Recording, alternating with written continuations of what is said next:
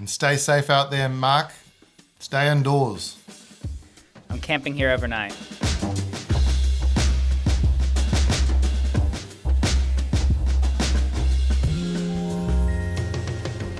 Hello and welcome to Raw Politics, Newsroom's weekly podcast and video chat on the big political issues. I'm Jo Moyer, and with me in Auckland today I have Tim Murphy. Hello Tim. Good morning. And in Wellington we have Mark Dalder. Hi Mark. Hi Jo, I'm really happy to be here on what might be my last Raw Politics before the crowd of conspiracy theorists and various other Parliament protesters breaks in and drags me out for my deserved punishment. On that note, today we're going to discuss coalitions, the polls, that leaders debate, and then we'll take a squiz at how the campaign has been going for all of the parties. And to wrap up, of course, we'll offer some recommendations. First up, Winston Peters. He's back. He's in the game. He's potentially the crucial element of the next government. Excited faces, everyone. Are we ready for it? Well, he never went away, did he? Went off fishing or something for about a year and then started this long process. He's addicted to it. He needs it. And so he was always going to try, I think. The way it's come about now this week, you know, that he's formally been kind of ushered into the process by Luxon could have been different. But in the end, would it have slowed or stopped New Zealand First getting to 5 with Labour falling away and Labour supporters in a way probably thinking we're not going to win, so how do we stop ACT being the over-influence of National? So he kind of benefits from that. And as we know, and everyone's documented, he's kind of sort of attracted a whole lot of these Klingon small causes who have boosted him as well. So, you know, whether in the end the Luxon invitation or not invitation, it's quite a begrudging one, isn't it? His acknowledgement that he might need Peters, whether that coming now or whether it could have been done later or earlier, I think Peters probably would have got to 5 and would be in this situation anyhow. It was a fascinating way for National to approach it as well, I thought. I mean, I woke up on Monday morning to an email that had gone out at 5:17 a.m. from the National Party with a transcript of this social media video that was going out at 7 a.m. From Christopher Luxon. A lot of us were heading down to the Waikato for the day to spend the day with him, and obviously it was an opportunity for him to speak to the media then. And instead of choosing to just kind of make a statement in a stand-up, which was always going to happen regardless, they did this sort of quite jazzy, professional sort of him sat in, looked like his house, I think, in sort of the lounge room, video of him spelling out sort of, you know, what the National Party's about, the fact that they don't want a Labour, this coalition of chaos government to come back in, the fact that the preference is to go with ACT, but, you know, if he has to pick up the phone, he will. And I thought, well, a lot of effort has gone into actually kind of spelling out this message instead of just like dropping a line into a press conference at any point during the very long, you know, campaign period that we're in. So it was a very orchestrated message that was being sent out. But one thing we've talked about, Tim, is the fact that, you know, that message has actually kind of changed a lot over the course of this week, right? And, you have got people in that caucus who have previously said when New Zealand First and Labour went together in 2017, like, oh, well, we never would have wanted to end up in that situation. You know, awful, the thought of working with Winston Peters. I mean, there's tweets that Chris Bishop put out that have been sort of pulled back up to sort of go, you know, look how ironic this is now. And they're in this situation where they're having to potentially go with them because at the moment the polls say that they need them. Mark, what's your read been, I guess, on the ACT factor in all of this? Because we know that New Zealand First and ACT do not have a great relationship. But we've seen some softening of David Seymour's language this week as well, haven't we? Yeah, I think for both David Seymour and Christopher Luxon, the recent polls have just, you know, meant they've had to come around to the possibility, at least, that Winston's going to be joining them in an arrangement after the election. For Seymour, you know, he'll be potentially a little bit frustrated at Luxon because he really had a go at trying to keep Winston out. If you know, there's a counterfactual, an alternate universe where at the same time that David Seymour and ACT ruled out working with Winston, Luxon did so too, and we don't know exactly what would have happened out of that, but it may well have meant that fewer people would be going to vote for New Zealand First. You know, Seymour has that acrimonious personal relationship with Winston Peters, and so he doesn't want to work with him, but he's not going to keep ACT out of government just out of personal spite if, you know, he can actually get some policy work done with Winston, you know, pulling the handbrake, but at least David gets to be in the passenger seat, right? It's not too dissimilar from the situation the Greens were in 2017. And I actually asked James and Marama from the Greens this week if, you know, everyone's ruling ins and ruling outs tend to have a way of falling away after an election. If there was a world in which you could be in government with Labour, but also with New Zealand First again, would you do it, given how it went last time? And James said, look, you know, they voted for the Zero Carbon Act. Our priority is to get votes for the Greens, but our priority is to get stuff done. So basically, they're not ruling them out. And, you know, no one has luxury of doing that if Winston is the one who gets to pick the next Prime Minister. Tim, what about policy stuff though, right? Because an ACT New Zealand First national government, you could have some actual alliance there in terms of policy, right, between ACT and New Zealand First that could actually back National into a bit of a corner, right? Yeah, the interesting thing is from both sides of National, ACT and New Zealand First would be pushing several things that they do have in common.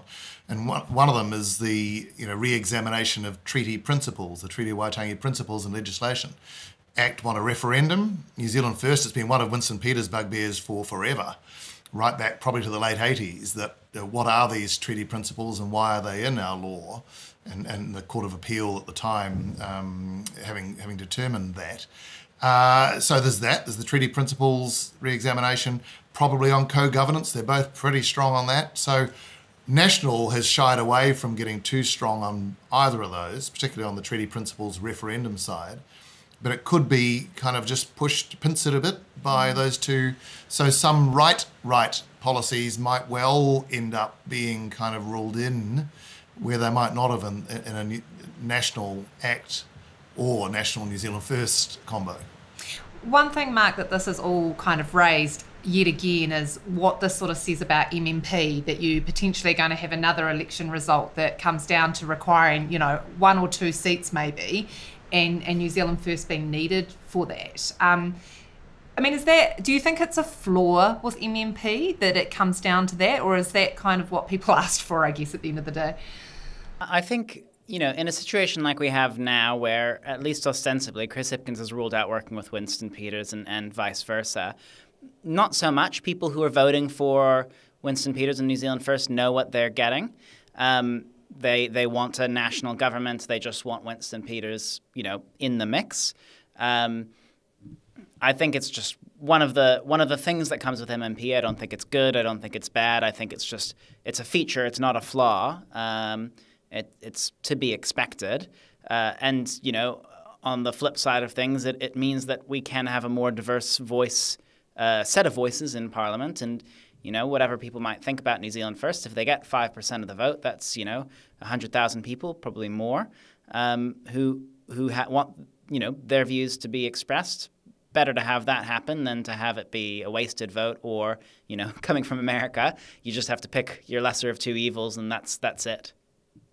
One thing that was almost kind of comical from being in the Waikato when Christopher Luxon sort of announced that, you know, they would pick up the phone was this event in Matamata where there was a very sort of staunch older National Party supporter crowd, sort of, you know, about 60 of them there.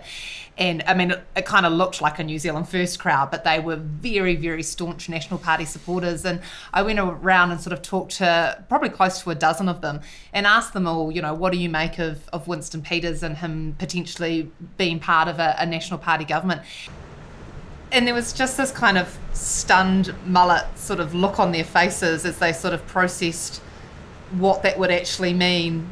Some of them looked mildly terrified at the prospect of it. And yeah, it's just interesting to me that, you know, there is this sort of group within the sort of superannuant age group within National who actually just really don't like Winston Peters, and were really kind of like, it wouldn't work. They were very concerned about the relationship between David Seymour and Winston Peters, but some I spoke to as well were also very concerned about what sort of leverage that New Zealand First might have and what that might actually mean for a national-led government. So, yeah, I don't know. What's your kind of take on where people are sitting on this? Well, I think Luxon's people and Luxon will be very aware of that national base having those concerns about 6 years ago. He betrayed us, left Bill high and dry and went with Jacinda. So there's that. But there's also, they will be all aware that, and I wrote about this week, that 3 times New Zealand First and Peters have got into coalitions, once with National, twice with Labour. Every time there's been controversy or suspicion or bad blood. It doesn't end well. And so while you might hold your nose and you might, decide you've got to swallow a live rat, you really, in the end, you're aware that something, is coming down the track. And many years ago, I was walking with Peters on a campaign night from a conference, and we went into a bar in Dunedin, and on the music was CCR singing Bad Moon Rising. And he looked at me and said, "That's my song." And so, people are aware the Bad Moon Rising is there, that's something not straightforward, not easy, not probably going to be, ultimately beneficial to National, could happen if they have to do this. I've been fascinated by how far Luxon's language has gone from that very carefully scripted video. And the reason I think they did the video was because it needed to be on auto cue to get the wording right, just to weigh those words and feelings about what we want to do here. But how it's moved from, our preference would be to work with ACT, but if we have to keep Labour out, then we'll do it. Now, and on the debate, on Newshub debate, of course it was, I don't know the man and I don't want to work with him. It got stronger and stronger, and Chris Bishop, the campaign manager, was saying last resort and, don't rule it in, and we know what he's like and so on. So they've come a long way since that, and there's reasons why, and we've been through them. I just wanted to add there, Tim, I think, that's the framing that they're using as well, is to say, we know that our base does not want us to be working with Winston Peters, which is why we need to get out the vote as much as we can for National, because a bigger National Party vote means more seats for National, means less need to work with New Zealand First. I think probably this doesn't hurt him too much among the national type voters that you were talking to, Joe, but I guess there's a hope on the Labour side of things that this is a point that can flip some swing voters, right? People who are going between National and Labour and really don't like Winston, and to be fair, a lot of people don't like Winston. This is going to be, potentially a deciding factor that pushes them over on the side of Labour. I guess we'll find out. The best result that New Zealand First ever had was 1 in 7 voters, in their big election victory when they got into coalition. So, that's 6 out of 7, what you're saying, Mark, who looked and didn't want to go there. So it's still always been a relatively minor play. And in the old days, before MMP even, the Alliance took 18% in one election and Social Credit got almost 21%. So New Zealand First hasn't been the predominant third party in New Zealand politics that it kind of thinks it has been. Don't tell Winston that. I mean, that's one of his main lines over the last however many decades. He's been saying that they're the third most consistent.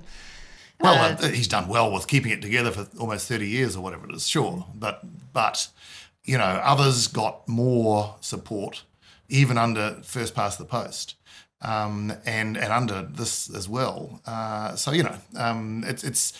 It's a small party with a strategic reason for people to keep opting for it. Now let's talk about those 2 polls this week, and of course Newshub's leaders debate on Wednesday night, where the 2 Chris's went head to head for the second time. So of course we've had the One News poll and the Newshub poll. Let's start with the Newshub one, because that was earlier in the week. That of course had New Zealand First being needed for National and ACT to get across the line, and had Christopher Luxon as the preferred Prime Minister for the first time, ahead of Chris Hipkins. We then had the One News Varian poll on Wednesday night. Again, New Zealand First being needed for National and Act to form a government. But interestingly, that preferred Prime Minister had come back to sort of an even Stevens between Luxon and Hipkins. Mark, where is Labour in all of this? Yeah, Labour's been roughly steady over the last month, kind of slightly declining. I think they've dropped 1 point in each of the last 3 of the One News polls, which are going weekly now, which, is a decline, but not as big as some of the declines National's seeing. The problem for Labour, of course, is that the gap is so large that they can't just wait for the other side to fall faster than them. They actually need to rise. The aggression that we kind of saw from Chris Hipkins in the debate, poised to kind of take away votes from the opposition, but does it get Labour votes? Not so certain. The other thing worth noting about that Newshub poll as well is that it had the Green Party up on 14%. Now, if you rewind to the 2017 election and when Matiria Ture had that sort of bombshell revelation about how she had committed benefit fraud, and you saw that massive bump that the Green Party got, which of course, we know how that played out, the spiral and Andrew Little and Jacinda Ardern coming in, and it all changed up in the end. But 14% in this poll, it was 15% in 2017. So they're getting pretty close to those sort of like record poll numbers at the moment. How are the Greens going out on the campaign trail, and what are they sort of doing, Mark? Yeah, I mean, the point that James Shaw made to me in our interview, which came actually right before that Newshub poll came out, but he said, look, we've been polling high. We have polled higher in the past, but our polling average has never been this high. And so, the newsroom polling average, for example, has had them pretty consistently on 15 seats for, the better part of a month, which, if that was borne out on election day, would be their best ever election result. They previously have had 14 a couple of times. And so, on track to beat their best ever result after 2 terms in government, 1 term dealing with the New Zealand First drama and 1 term with Labour, having an outright majority, but people still going to the Greens and still seeing something there. I think they're feeling pretty proud about that. They don't get as much media coverage as some of the other parties, partly because they don't do the same style of campaigning. It really is for them the social media stuff and the on-the-ground grassroots door-knocking stuff, which is, harder to bring a camera along to just to follow some random Green Party volunteers around. I asked James Shaw and Madama Davidson about, this point we discussed last week, Joe, around, how Labour and National were campaigning differently because of disruption and because of not sort of needing to spend time doing the walkabouts and the handshakes. And they said, look, we've never really been doing that. So everyone else is kind of catching up to what we've been doing all along. The other thing that I thought was really interesting that they mentioned was this tax calculator that they've put out. And I suspect National will be seeing the same sort of thing. But a lot of people going to that website to put in their details and get a sense of how it helps them. And by starting that early for the Greens, releasing all their big policies before the election period, it meant that people are kind of familiar with those. When you show up on someone shows up on your doorstep, you already know about the free dental and the wealth tax, so you can take the conversation a step further. You can ask about some of your concerns and that sort of thing, and you feel maybe a bit more comfortable and a bit more across it when you get into the ballot box and go, who am I going to vote for? Yeah, I mean, Madama Davidson's been pretty strong in the debates that she's done, and Tim, you spent some time with her this week as well. How do you think they are going on the ground? Well, what I was taken by was her level of confidence that the reason for their polling being so strong right now is the wealth tax. She wasn't in the slightest bit apologetic, and nor should she be, but she was proudly out there in every answer saying this is why we're at where we are and why we can do what we want to do. I even asked her, partly mischievously, what advice she'd give Labour to help them out, to get their polling up a bit, and she just said the wealth tax. So they're really hammering that, and that was the day that I think that came out that Ibrahim Omar, the Labour MP, had been saying at a public meeting, we're still kind of chatting about it even though we've had to rule it out, and that the wealth tax is something under consideration for maybe longer term, which was inopportune for Hipkins, having ruled it out. But you could see the Greens thinking there's ground there, that wider than just the Greens and the Māori Party, there's some in Labour. So, it was interesting that they're putting so much on that, and she seems buoyant to watch her in action, I think, with the media, but also with young people and those she was around, yeah. Right, let's talk about that Newshub debate, moderated superbly by Patrick Gower, good Taranaki boy that he is, shout out to him. Fascinating debate compared to the week before. Chris Hipkins had obviously done some deep reflection and had some stern words said to him to sort himself out. He possibly also listened to Raw Politics the week before, where we pointed out that he was failing to fire, and obviously took that advice on board, because what a different person it was that turned up to that debate. I don't necessarily think that anyone was bad in that debate either. It was a case of Chris Hipkins, he knew he had to win that debate, right? Because he hadn't won the first one. Luxon had got the better of him. And at this point, he needed to fire. He's been pretty flat in general across the campaign. And the language from him last night after the debate too, that he accepted that it has been a slow start. This is him now. He's going out. He's going to enjoy the last 2.5 weeks, which almost felt like he was saying it could be my last 2.5 weeks, having the ability to sort of have the spotlight and the cameras on me, so I'm going to soak it all up, which, could have been interpreted as a little bit fatalist. But, a totally different person. What was your read on watching the debate, Tim? Well, he was certainly fired up, a bit over the top for the first stanzas of that debate. I think, you look at it and he was so in Luxon's face that probably the viewer seeing it would have thought, back off, Jack. But it was tantalising hints since. I saw one on Twitter that a partisan Labour person saying, it wasn't just his staff and advisors now, the current people who would have been in his ear on this, party stalwarts and sort of older time, Labour people must have been getting that message through. Why are you letting this one go without a real scrap? Because he certainly went for it. I thought too that Luxon was very good. I thought some of his figures that he came out with on health and some other things, he delivered them well. He made his points. He had a go back. He didn't just take it. But it certainly, Hipkins was fired up. As you say, Joe, he's going to make the most of these 2 weeks. He's definitely going to go after New Zealand first, it seems too, almost more so than national. He's decided that if he can really attack what it would be like having Winston in the mix, then that's kind of the way forward. Which, interestingly, on the day that I spoke to Winston Peters when Christopher Luxon said that he would pick up the phone to him, Winston Peters said to me, you wait. Labour is going to go on the attack and they're going to go negative and they're going to go at me, at Winston. And I think that's exactly what we're starting to see now. That sort of coalition of chaos line that they've both been using about each other, absolutely no mention of it in that Newshub debate, which I thought was fascinating. RNZ did a really good summary of language that was used and speaking time and all of that. Considering how much that phrase has been used by both sides, to not have one single mention of it in a 90-minute debate, I thought was quite interesting. Mark, Newsroom did some great fact-checking by yourself and Tim and Matt Scott.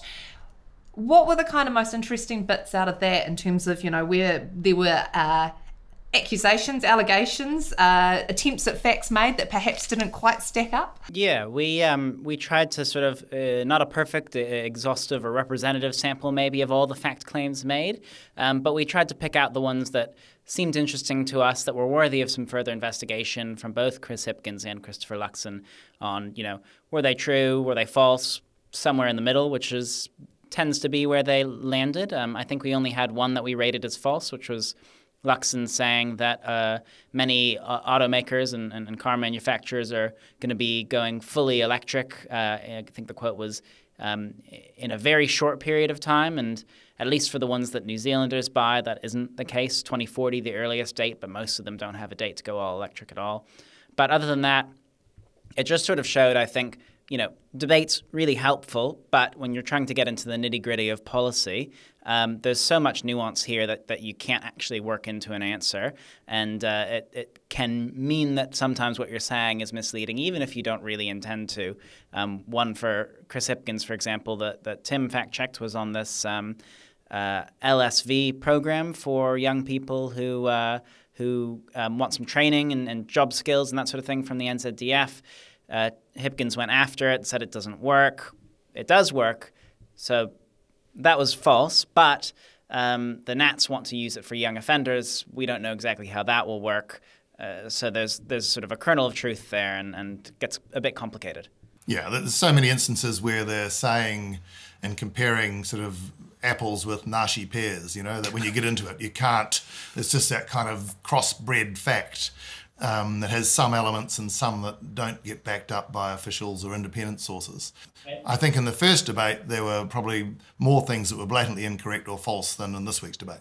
I also think that that this debate, at least, didn't have as many fact claims made as you might expect. I think when you're sitting there listening for fact claims, trying to figure out what you want to fact check, you realize how much in there is opinion and sort of political posturing rather than anything backed up by numbers or evidence. Our audience question this week is, how much does the overseas vote matter?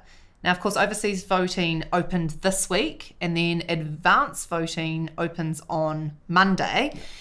Tim, what are we talking about here in terms of numbers? Well, last time in 2020, there were about 60,000 overseas votes.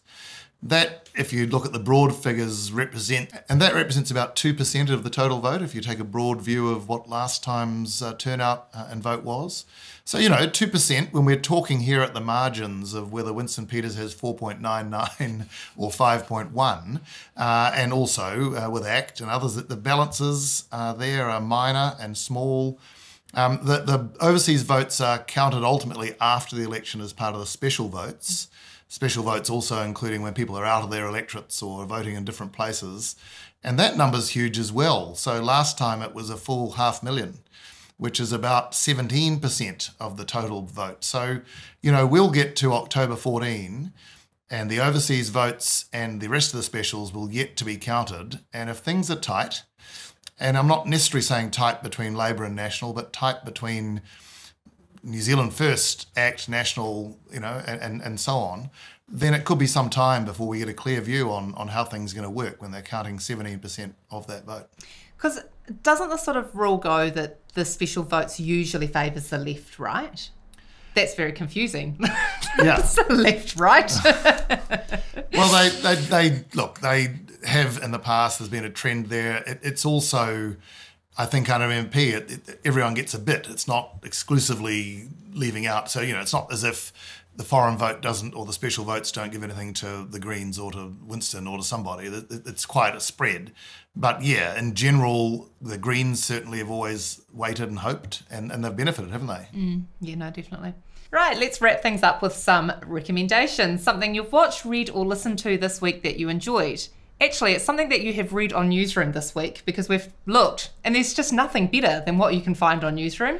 So we've all got a recommendation for Newsroom. I'm going to kick it off. I'm going to recommend Tim Murphy. You have done some great Winston Peters pieces this week. The one I particularly enjoyed was Peters 78 Not Out Reaches for History. So go and check that one out. Tim, what about you? I'm going for a colleague of mine, Matthew Scott, who put together a guide which we called the Election Fringe Festival of the minor parties and some of the newer parties that we've all seen on signs around the place with faces and names we probably weren't familiar with. And it's a guide to who they are, what they're on about. Mark, are you recommending yourself? No, I'll note that means that no one has recommended me, but that's okay, won't hold it against you. I'm recommending your piece, Joe, on the debate, which I thought was a wonderful wrap of what happened and the important takeaways there. And I've got a second mini recommendation, which is the piece by Cass Mason on recent address and campaign stop by Winston Peters, which is just packed full of flavour and colour, and it's funny and it makes you sort of ring your head a little bit. Definitely worth a read. That's it from Raw Politics for this week. Thank you to our producer, Hugo Stewart, and our readers, listeners, and viewers. If you noticed a little bit of ambience, a bit of atmos during the recording of this, we had typical Auckland weather, which meant that it was raining, then it was raining even louder, then it was windy, and now it's sunny. So we apologise if there was any interference there. Please do send any burning questions you have to me, joe.moyer@newsroom.co.nz. You can find us next week, same time, same place, here on YouTube or wherever you get your podcasts. And stay safe out there, Mark. Stay indoors. I'm camping here overnight.